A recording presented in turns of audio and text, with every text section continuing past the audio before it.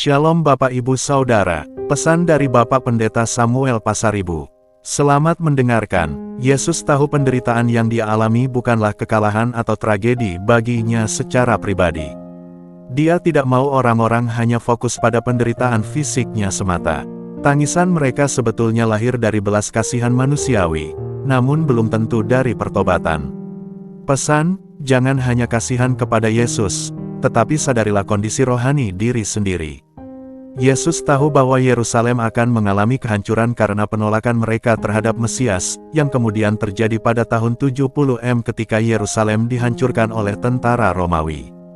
Lukas pasal 23 ayat 28 Yesus berpaling kepada mereka dan berkata, "Hai puteri-puteri Yerusalem, janganlah kamu menangisi aku, melainkan tangisilah dirimu sendiri dan anak-anakmu. Tangisilah dirimu dan anak-anakmu, karena hari-hari penderitaan dan penghukuman akan datang bagi Yerusalem."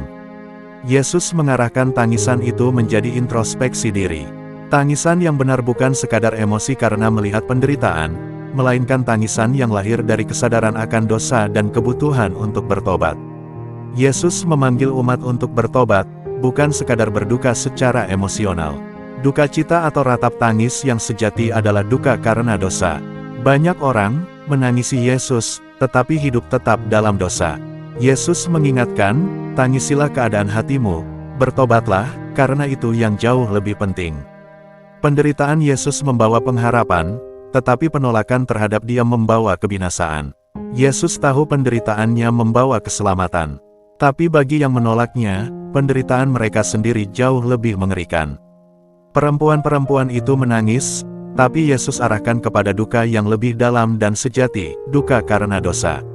Menangis bukan soal ekspresi lahiriah saja, tetapi tentang kesedihan terdalam terhadap keadaan rohani pribadi. Ini mengajarkan kita bahwa, berdukalah bukan karena peristiwa luar, tetapi karena kita sadar betapa kita membutuhkan pertobatan dan belas kasihan Tuhan. Jangan sekadar menangis karena penderitaan Yesus secara fisik. Tangisilah diri sendiri, yakni bertobatlah dari dosa, sebab tanpa pertobatan, hukuman lebih besar akan datang. Ini bukan hanya teguran bagi perempuan-perempuan Yerusalem, tetapi juga bagi kita hari ini. Kita dipanggil untuk tidak hanya meratapi salib secara emosional, tetapi meresponinya dengan pertobatan sejati. Sebab duka cita menurut kehendak Tuhan menghasilkan pertobatan yang membawa keselamatan dan yang tidak akan disesalkan, tetapi duka cita dari dunia menghasilkan kematian. 2 Korintus pasal 7 ayat 10. Tangisan sejati, air mata yang membawa pertobatan.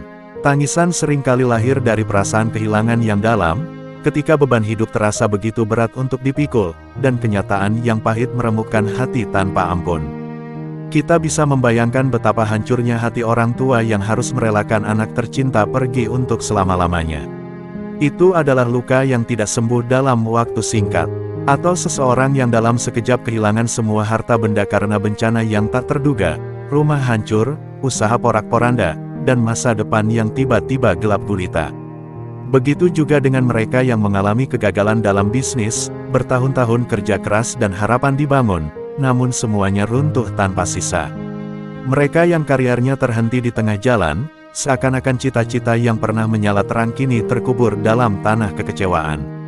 Atau mereka yang berjuang dengan penyakit kronis yang tak kunjung sembuh, harapan untuk pulih perlahan memudar, digantikan oleh kelelahan jiwa dan tubuh. Semua tangisan ini adalah nyata dan manusiawi. Kita menangis karena kehilangan, karena rasa sakit, karena kegagalan. Namun, sesungguhnya ada tangisan yang jauh lebih dalam nilainya, tangisan yang melampaui segala duka duniawi, tangisan pertobatan. Inilah tangisan yang bukan lagi hanya tentang hal-hal lahiriah dan fana, melainkan tentang jiwa yang remuk di hadapan Tuhan. Ini adalah air mata yang mengalir ketika kita menyadari betapa jauhnya kita telah berjalan meninggalkannya, betapa seringnya kita mengabaikan suaranya, dan tidak pernah serius mencintainya. Tangisan seperti inilah yang menyentuh hati Tuhan. Firman Tuhan berkata, korban sembelihan kepada Allah ialah jiwa yang hancur, hati yang patah dan remuk tidak akan kau pandang hina, ya Allah. Mazmur pasal 51 ayat 19. Tangisan karena dosa menunjukkan bahwa hati kita masih peka terhadap suara Roh Kudus. Air mata pertobatan membuka jalan bagi pemulihan sejati, yang jauh lebih berharga daripada sekadar pemulihan materi atau jasmani. Tangisan demikian yang seharusnya kita rindukan, bukan semata-mata karena kehilangan dunia, tetapi karena kehilangan relasi dengan Tuhan. Bukan semata-mata karena kegagalan usaha, tetapi karena kita telah gagal mengasihi Dia yang telah lebih dahulu mengasihi kita. Karena pada akhirnya, dunia ini akan lenyap bersama segala gemerlap dan kesedihannya. Tetapi hati yang bertobat, hati yang hancur karena dosa dan kembali kepada Tuhan, akan mengalami sukacita kekal yang tidak dapat digantikan oleh apapun di dunia ini. Menangis karena tidak serius mencintai Tuhan adalah tangisan yang dinantikan Tuhan. Tuhan Yesus memberkati kita, amin.